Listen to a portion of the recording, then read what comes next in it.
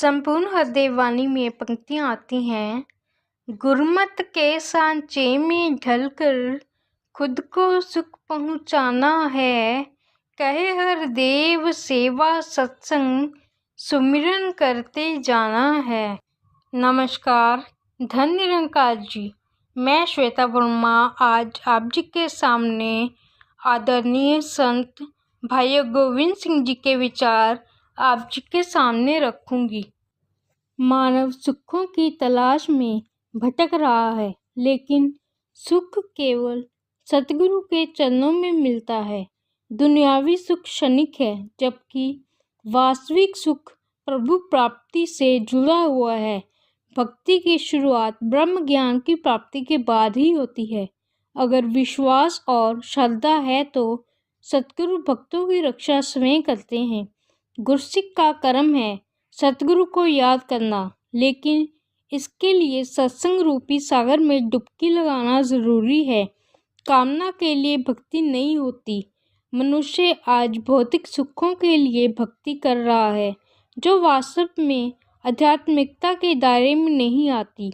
ब्रह्म ज्ञान की प्राप्ति के उपरांत सत्संग में लगातार आने से सतगुरु और परमपिता परमात्मा के प्रति श्रद्धा उत्पन्न होती है और विश्वास जागृत होता है।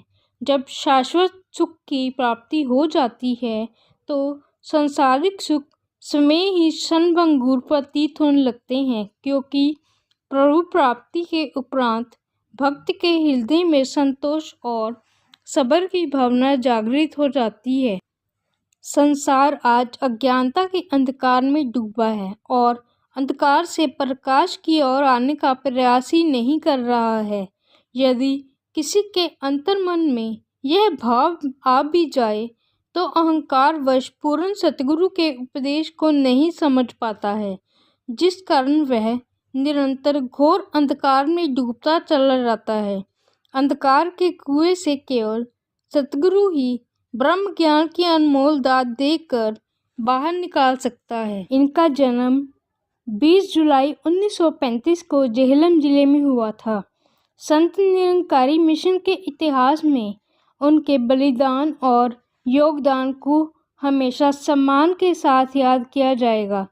वे बाबा गुरबचन सिंह जी महाराज द्वारा गठित 51 सदस्यीय कार्य समिति के संस्थापक अध्यक्ष थे। मार्च 1987 में उन्हें सतगुरु बाबा हरदेव सिंह जी महाराज द्वारा संत निरंकारी मंडल के महासचिव के रूप में नामित किया गया था।